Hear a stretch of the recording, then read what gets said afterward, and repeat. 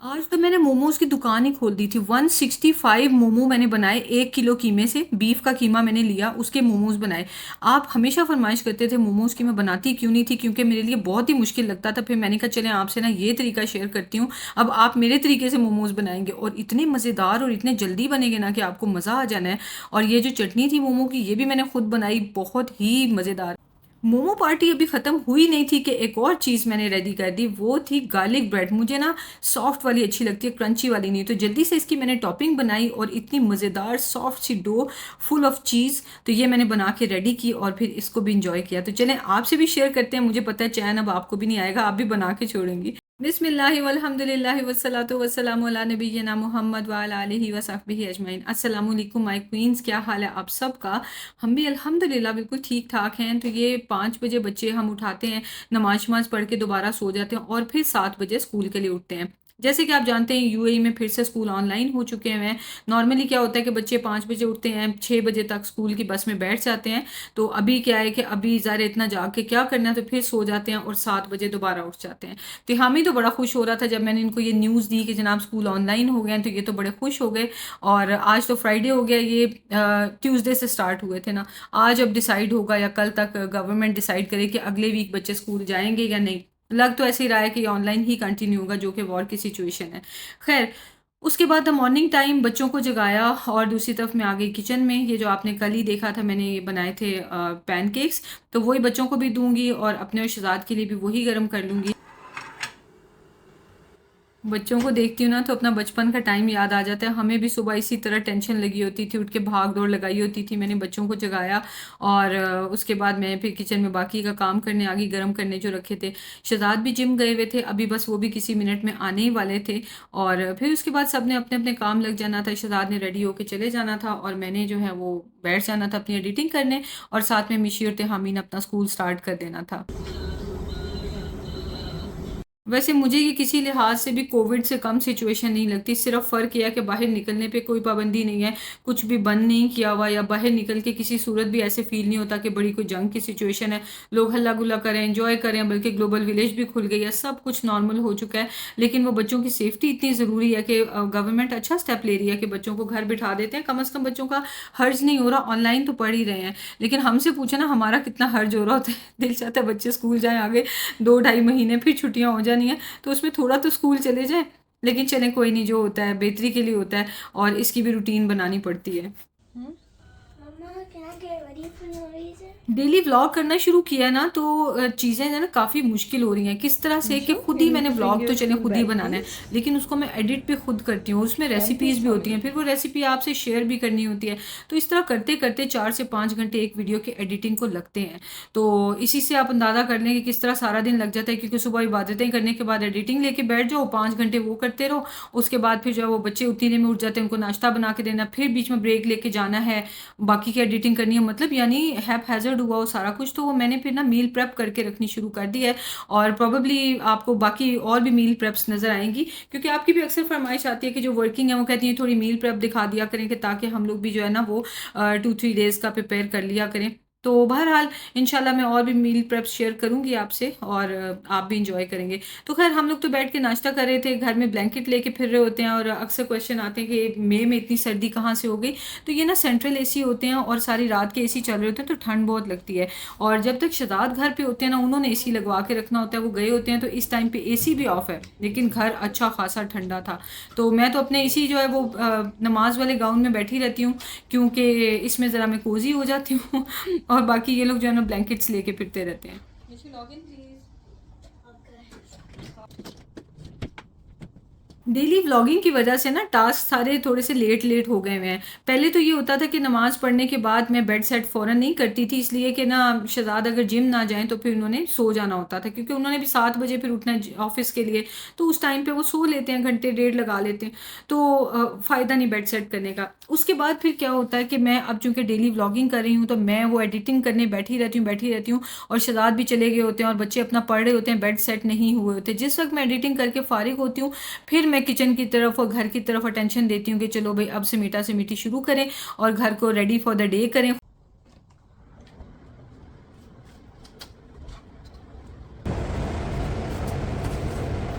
मौसम ज़रा प्लेजेंट सा हो रहा था। गर्मी तो आ गई है लेकिन इतना था कि विंडोज़ खोली जा सकती हैं। थोड़ी देर के लिए मैंने विंडोज़ खोली, हवा क्रॉस हो जाए। वैसे यहाँ पे आके ना तो इतना कॉन्सेप्ट ही नहीं रहा हुआ कि हवा क्रॉस करवानी है, क्योंकि ना सेंट्रल एसी सिस्टम होता है। सऊदी अरब में तो वो थे स्प्लिट एसीज थे ना, तो वहाँ पे ये फिर भी सेटअप फील होता था। यहाँ पे क्या है कि हर कमरे में 2 तरह के वेंट्स लगे होते हैं, देखने में वो एसी के फ्लैप ही नज़र आ रहे होते हैं, लेकिन एक साइड से ठंडी हवा आ रही होती है और जो दूसरे लगा होता है ना पैनल, उसमें हवा सारी एग्जॉस्ट के थ्रू जा रही होती है। तो यानी खुद ब खुद हवा ऐसे सर्कुलेट होती है कि विंडोज़ ना भी खोलें तो फ्रेश एयर आती रहती है। लेकिन उसको मैं फ्रेश नहीं कहूँगी, उसको मैं क्लीन एयर कहूँगी। फ्रेश वही होती है कि जब विंडोज़ खोलें तो एक अच्छी सी खुशबू आती है ताज़ी हवा की ना, वही फ्रेश होती है। जब हम छोटे थे तो अम्मी हमारी जो है ना वो मैट्रेसेस वगैरह को और जो रज़ाइयाँ होती थी उनको अम्मी धूप लगवाया करती थी। हालांकि हमारा सारा बचपन भी सऊदी अरब में ही गुजरा है, कौन सा पाकिस्तान में गुजरा है, लेकिन अम्मी ये चीज़ें किया करती थी। अब तो वो ज़माने भी चले गए हैं, मतलब इससे इस तरह की ट्रांसफॉर्मेशन हो गई है कि हम खुद ऐसे बन गए हैं कि जेहन में नहीं आता इन चीज़ों को हवा लगवानी है, इनको ये करना है वो करना है। आराम से जब फील हुआ कि हाँ भाई टाइम हो गया है, तो वो लॉन्ड्री में दे दिया, इनको ड्राई क्लीन करवा लीजिए। तो बस इस तरह से अब ज़िंदगियाँ ऐसी हो गई हैं।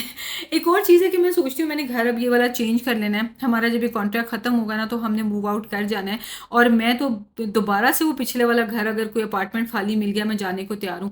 असल में ना एक ये था कि वो बहुत बड़ा लगता था तो मेंटेन करना मुश्किल लग रहा था, दूसरा लेकिन अब मैं कर लूँगी। दूसरा ये था कि वहाँ पे ना हमने यहाँ पे जैसे क्या कहें कि एजेंसीज़ की तरफ से पूरी-पूरी बिल्डिंग्स होती हैं, तो अपार्टमेंट आप रेंट पे ले सकते हैं, एजेंसीज़ उसको डील करती हैं। तो वहाँ पे हमने प्राइवेट ओनर से ले लिया था। उस बिल्डिंग में लोगों ने खरीदे हुए भी थे अपार्टमेंट्स, तो एक प्राइवेट ओनर का खाली था, तो उसने ऐड लगाया हुआ था तो हमने उससे ले लिया। लोगों ने हमें कहा भी कि प्राइवेट ओनर से लेना तो वो मेंटेनेंस नहीं करा के देते, तो हमें बड़ा ही मसला होता था। अब पूरा सेंट्रल एसी सिस्टम है और एसी सिस्टम काम नहीं कर रहा, तो पता नहीं 1500-1600 दिरहम यानी कि 2-2 लाख रुपया हम उसकी मेंटेनेंस पे खुद क्यों लगाएं। वो काम तो ओनर का वो करके नहीं हमें दे रहा था। तो फिर यह है कि फिर ज़्यादा ही फील होने लग गया कि नहीं ये तो अपार्टमेंट भी बहुत बड़ा है और ये भी मसला बहुत ज़्यादा है, तो हम कितनी दफ़ा ठीक कराएंगे, तो मूव आउट कर जाएं। तो अब हम दोबारा उसी बिल्डिंग को लुक फॉरवर्ड तो कर रहे हैं कि अगर उसमें एजेंसी की तरफ से कोई भी अपार्टमेंट खाली हुआ तो हम वहीं वापस चले जाएंगे। नहीं तो मैं फिर भी सोच रही हूँ, शहजाद से मैं डिस्कस कर रही थी तो कहते हैं टाइम आता है तो फिर देखेंगे, हम इस्तिखारा कर लेंगे, देखेंगे कि इसी घर में रहना है या कहीं और मूव कर जाना है।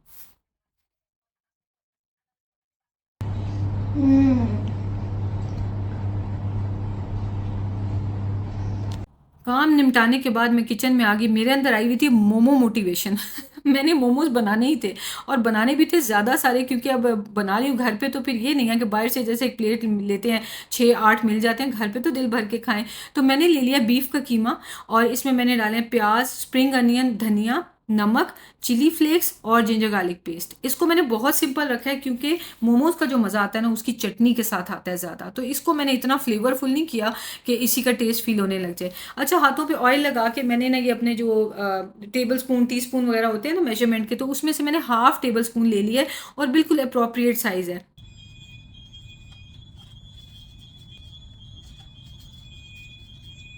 इनके मैं छोटे-छोटे बॉल बना दूँगी, इसमें स्प्रिंग अनियन की बहुत मज़े की खुशबू आ रही थी। अच्छा, इसको ना हम फ्रीज़ कर लेंगे, आप बेशक 1 दिन पहले बना के रख लें।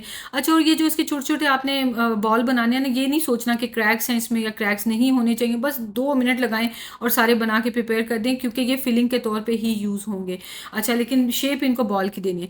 अच्छा, दूसरी तरफ मैंने शुरू कर दिया डो को, मैंने कहा वो भी टाइम लगता है ना उसको डबल होने में साइज़ में।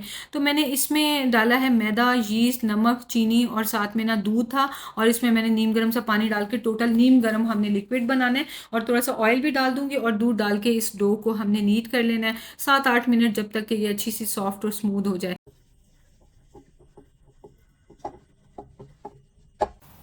यही डो आप पिज़्ज़ा के लिए भी यूज़ कर सकते हैं। इसकी थोड़ी सी इसकी इंग्रेडिएंट्स वगैरह डिफरेंट हैं वही नमक, चीनी और यीस्ट वगैरह, बस क्वांटिटी थोड़ी बहुत अलग है, ताकि ज़्यादा अच्छी सॉफ्ट और बिल्कुल फ्लफ़ी सी डो तैयार हो जाए, जो कि गार्लिक ब्रेड के साथ अच्छी लगे। तो इस पे मैंने ऑयल लगा के इसको मैंने रख दिया एक साइड पे, जब तक कि साइज़ में अच्छी तरह से डबल से भी थोड़ा ज़्यादा हो जाए, ठीक है। तो दूसरी तरफ मैंने थोड़ा सा ऑयल डाल के इसमें बटर डाला है, और गार्लिक क्लोव्स जो है ना वो हम डाल देंगे, और हल्के फ्लेम पे से पकने देंगे ताकि गार्लिक जल ना जाए, लेकिन अंदर से सारा पक जाए और सॉफ्ट हो जाए। जाए। और मेरी मर्जी की मोमो की चटनी अब देखते हैं कैसे बनाई है। मैंने ऑयल लिया, उसमें जिंजर गार्लिक पेस्ट डाला है, केचप, चिली सॉस और साथ में सोया सॉस, और नमक डाला है, और चिली फ्लेक्स और ब्लैक पेपर पाउडर। जो चिली है ना सॉस, वो मैंने काफ़ी ज़्यादा इसमें डाली है क्योंकि वो मज़े की स्पाइसी सी अच्छी लगेगी। दूसरी तरफ इसको भी मैं साथ साथ चेक कर रही हूँ, थोड़ा हिला रही हूँ कि ये जल ना जाए। मोमोज की जो ओरिजिनल ऑथेंटिक चटनी होती है ना, वो ज़रा थोड़ी सी टाइम टेकिंग होती है, पर आपको पता है कि मैंने लेने होते हैं शॉर्टकट्स। टेस्ट भी चाहिए लेकिन शॉर्टकट में चाहिए, तो मुझे ये जो है ना बहुत मज़े की लगती है। और आप भी जब ये मोमोज के साथ खाएंगे ना, तो एक नेक्स्ट लेवल का आपको मज़ा आ जाएगा। जिंजर गार्लिक आपने ज़रूर डालना है, और फिर इतना पका लेना है कि उसका फ्लेवर जो है ना कच्चा वाला ख़त्म हो जाए। और ये देखें ज़रा, ये जिंजर गार्लिक की पेस्ट की वजह से और चिली फ्लेक्स की वजह से थोड़ी ग्रेनी ग्रेनी सी लग रही है, जो लगनी भी चाहिए। बिल्कुल स्मूथ और प्लेन जो है ना, वो मज़े की नहीं लगती साथ में। अच्छा, दूसरी तरफ ये भी पक गए थे, तो मैंने फ्लेम ऑफ कर दिया हुआ है, और इसमें मैंने ना वो डाल दिए थे, जो इसको मैश करके धनिया नमक इसके ऊपर डाल दिया, और इसको हम अच्छी तरह से मिक्स कर लेंगे। आप चाहें तो ब्लैक पेपर वगैरह भी डाल लें, हरी मिर्च डाल लें, जो भी आपने डालना है। ट्रेडिशनल स्टाइल में भी तो गार्लिक ब्रेड बन सकती है ना। अपनी मर्जी की चीज़ें ऐड करके इंजॉय किया करें, कसम से उसी तरह ही मज़ा आता है। अच्छा, ये ना पूरी तरह तो फ्रीज़ नहीं हुए थे। मैंने जो है ना वो ऐसे 1 डेढ़ घंटा ही रखा था, और उसके बाद मैंने कहा अब काम शुरू कर देते हैं। तो ये मैंने सारे निकाले, इतने हार्ड तो हो गए थे कि अब मैं इनको प्रोसेस कर सकती हूँ। प्रोसेस देखें कितना आसान है। मैंने जल्दी से इनको डिप किया पानी में, और पानी के बाद मैंने इनको मैदा है, ये सिर्फ़ और सिर्फ मैदा, इसमें और कुछ नहीं है। मैंने मैदे में डाल के ना तो एक छलनी ली है ताकि जल्दी-जल्दी छान लूँ। इसको आपने 4 दफ़ा ऐसे ही करना है। ये डाला, साथ ही निकाल लिया। जैसे हम चिकन की कोटिंग नहीं करते, वो तो टोटल 2 दफ़ा करते हैं ना, ये आपने 4 दफ़ा कर देनी है। तो वो जो मैदा है ना, वो अपनी एक लेयर इसके ऊपर बना देगा, जो आपने वीडियो के स्टार्ट में देखी, और एंड पे आप कंप्लीट रिव्यूज़ देखेंगे तो आप ये देखें कि क्या ये ज़्यादा आसान नहीं है कि बजाय इसके कि रोटियां बना के बेल के उसके अंदर फिलिंग करो, एक एक को रोल करो, और फिर उसके बाद उसको जो है ना फिर से बेलो बाकी के आटे को, फिर उसकी कटिंग करो। तो मुझे लगता है कि बहुत ईजी है। और देखिए 165 थे ये, मेरा ख्याल है मैंने आधे घंटे में सारे रोल कर लिए थे। ज़्यादा कर लें तो चलें 45 मिनट्स में हो गए होंगे, तो कम से कम दिल भर के तो सब खा सकते हैं ना। 1 किलो कीमा था, उसके मोमोज ही मोमोज मैंने बना के पूरी दुकान ही खोल ली फटाफट से। आप ये देखें, एक और बास्केट भी मैंने ले ली, उसमें मैं झाड़ती जा रही थी और झाड़ के रखे जा रही थी ताकि वो बास्केट गीली ना हो ना। तो इसमें से निकाल के साथ ही गीली बास्केट एक, और ड्राई बास्केट एक, और एक तरफ आपने ये बना बना के रखते जाने हैं। अच्छा, जो ये जो मैदा है ना, ये भी आपने खुली ट्रे में रखना है ताकि जल्दी जल्दी से अच्छे से कोट हो जाए, तो काम ज़रा फास्ट हो जाता है। मुझे दुआएं देनी है आपने, जो मोमोज बना बना के खाते हैं शौक से ना, उन्हें मुझे दुआएं देनी है कि यार नौश, ये तो बड़ा अच्छा काम किया आपने। और उनकी फाइनल लुक भी इतनी मज़ेदार आती है ना। अच्छा खैर, यहाँ पे ना मैंने डाली थोड़ी सी सूजी। वैसे तो कॉर्न मील डाला जाता है, पर हमारे घरों में वो आम नहीं अवेलेबल होता, तो सूजी भी वही काम करती है कि नीचे लगने नहीं देती और नीचे से क्रंच भी आ जाता है। तो इसके अंदर मैंने ये डाल दिया, तो मुझे अंदाज़ा हुआ था बटर, तो मैंने बहुत ज़्यादा ही डाल दिया। खैर, तो उसके ऊपर ये लगा के अच्छी तरह से टॉपिंग, और फिर मैंने ये चीज़ डाल दिया। ये चीज़ मैं नेस्टो से लेके आई थी, और बड़ा मोटा-मोटा था, बड़ा मज़ा आया इसको देख के और यूज़ करने का। तो ये देखें, ढेर सारे मोमोज़ जो है ना, दिल भर के मोमोज़ सारे के सारे आ गए हैं, और ये बनना शुरू हो गए हैं। पानी जो है वो मैंने बॉयल किया, और बॉइलिंग वाटर में आपने डाल देना है, और बेशक फ्लेम तेज़ रहे, हल्का रहे, डज़न्ट रियली मैटर, मीडियम से थोड़ा-सा हाई कर लें, क्योंकि ना उसके अंदर कीमा आपने पकाना है, उतने में पक जाएगा। बहुत ज़्यादा नहीं आपने पकाना, 2 से 3 मिनट में वुड यू बिलीव कि ये तैयार हो जाएँगे। अब सवाल ये आएगा कि कीमे के अंदर से स्मेल आएगी, वल्लाही कोई स्मेल नहीं आती, क्योंकि ये पानी में अच्छी तरह से पका है। दूसरी बात, पता कैसे चलेगा पक गया है? आप काट के भी इसको देख सकते हैं, एक पक गया तो सारे पक गए हैं। दूसरी बात ये कि आप ना इसको प्रेस करके देख सकते हैं कि अगर ये प्रेस करने पे अंदर से सॉफ्ट लग रहा है, तो इसका मतलब है, ज़ाहिर है कीमा तो पक के हार्ड होता है ना थोड़ा, तो ये कि अंदर से कीमा कच्चा-कच्चा है। तो आपने बस 2 से 3 मिनट में आप ये देखेंगे कि ये पक जाएँगे। अगर बहुत ज़्यादा पकाएँगे तो ऑब्वियसली मैदा है वो ऊपर से उतरने लग जाएगा। आई विश मैं आप सबको ये ट्रीट दे सकती। ये देखें कितने मज़े के बने, और बाहर की लेयर देख के लग रहा है कि ये बेल के नहीं बनाई। कितना प्यारा टेक्सचर आया उसका, और इतने अपने आप में क्यूट से ये लग रहे हैं ना। Oh, it's There's ready? food Yeah. here.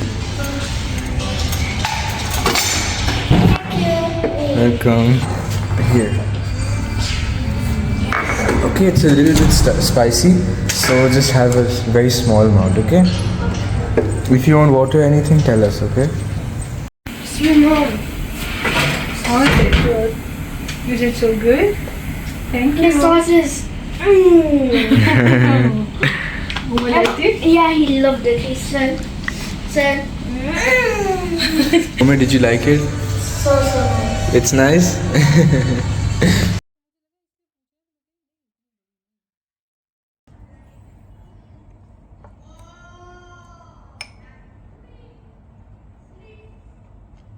ते हम ही तो खा चुके थे, आपने रिव्यू नहीं दिए, तैने उधर ही खड़े खड़े खा लिया। तै दिस इज नॉट फेयर यार। लिली ने अपना मटका भर लिया है।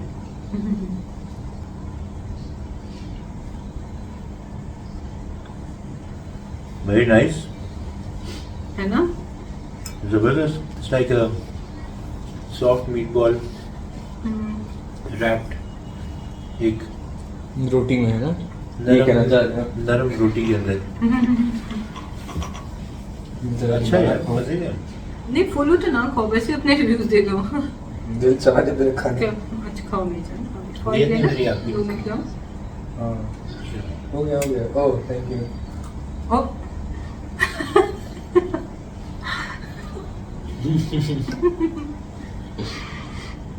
कैसा बहुत है? अच्छा है, सॉफ्ट है, कंफर्ट फूड उधर देख के बताओ ना, अपनी चीक्स भी दिखाओ ना दोनों तरफ से।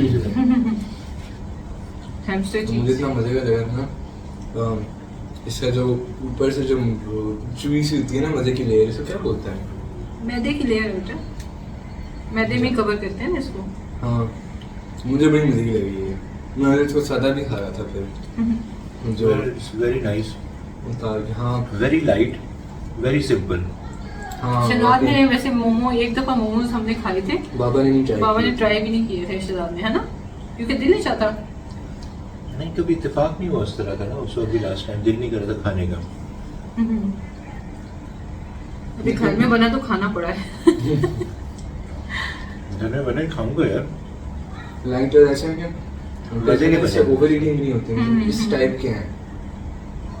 और पता है ये मैंने पानी में बॉईल किए हैं, या तो ये स्टीम होते हैं, अगर जैसे रोटी बेल के इनको बनाना फिर तो स्टीम होते हैं, लेकिन मैंने ये बॉईल किए हैं और बिल्कुल हेल्दी। इसके अंदर वो बीफ का Oil भी कीमा नहीं है, है, हाँ नहीं है। ऑयल भी नहीं है, बीफ का कीमा है और ऊपर इसको रोल करके तो बॉईल कर दिया। ये कितना मजे का है, और कितना सिंपल है दी है, गुड एक्चुअली। इतना डिस्टिंक्ट सा खाना है। पिज्जा का तो ड्रम बन गया पूरा, इतना डबल डेकर पिज्जा बन गया। मेरा पास दूसरा वो नहीं था पैन ना। शहजाद मैंने वैसे ना वो जो मैं आपको कप की कही ना बेकिंग ट्रेज वो लेनी है, पिज्जा पैन भी बड़ा वाला चाहिए मुझे। नहीं लेके दूंगा, प्लीज ट्राई करें, दीज आर रियली गुड। हाँ बहुत अच्छा है ये। चलिए मिलते हैं नेक्स्ट वीडियो में, टेक केयर, अल्लाह अल्लाह हाफिज़। हाफिज़। हमने तो माशाल्लाह से पेट भर के खा लिया और सारा वो कीमा था और मैदा था ना, तो उसी से पेट भर गया और इतना दिल भर के खाए ना कसम से मोमोज़ के। फिर उसके बाद खाने का किसी ने भी नहीं कहा कि मुझे अलहदा से खाना भी चाहिए। खैर लेकिन बच्चों का तो दिल कर रहा था और मेरा खुद भी दिल कर रहा था। मैंने कहा पिज़्ज़ा ब्रेड खा लेते हैं, पर ना मैं फुल हो गई थी, मेरे से तो नहीं खाई गई। और उसके बाद अगले दिन ना सिर्फ इसमें से हाफ स्लाइस नहीं, हाफ भी नहीं, 2 बाइट्स मेरे हिस्से आई थी। और वो ये थे हामी और मिशारी और शहजाद माशाल्लाह से ये लोग ख़त्म कर चुके थे। पर मैं इंशाल्लाह दोबारा 1-2 दिनों में बनाऊंगी, क्योंकि मैंने भी तो खाना है, लेकिन उस वक्त फिर मैं भूखी रहूंगी ताकि मैं अच्छी तरह से खा सकूं। तो चलिए मिलते हैं आपसे नेक्स्ट वीडियो में। दुआ में याद रखें, अपना बहुत ख्याल रखें, खुश रहें, आबाद रहें, अल्लाह आपके रिस्क में बेइंतहा इजाफा फरमाए। टेक केयर, अल्लाह हाफिज़।